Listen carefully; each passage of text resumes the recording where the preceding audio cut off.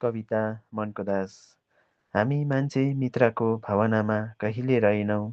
हामी मान्छे व्यक्तिगत जीवनमा सधैँ रह्यौँ।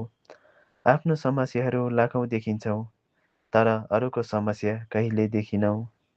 अरूको गल्ती हजारौँ देखिन्छौँ, तर आफ्नो गल्ती एउटै देखिनौँ।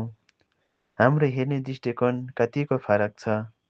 एक व्यक्तिले एक सोझो व्यक्तिलाई सधैँ प्रशंसा गर्दछ, तर अर्को व्यक्तिले त्यो सोझो व्यक्तिलाई सधैँ नराम्रो कुरा गरेर यस्तो त्यस्तो भनेर हिँड्दछ।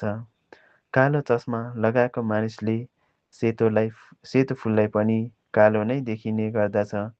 सेतो चस्मा लगाएको मानिसले सेतोलाई सेतै अनि कालोलाई कालै देखिने गर्दछ। जो व्यक्ति जस्तो छ त्यो उसको मस्तुरी होइन, मनलाई बसमा राख्नु नसक्नु हो।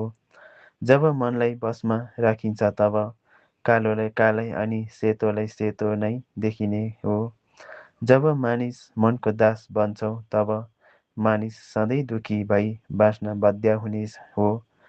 जब मनलाई दास बनाउन सकिन्छ तब मानिसलाई खुसी आनन्द मिल्ने हो।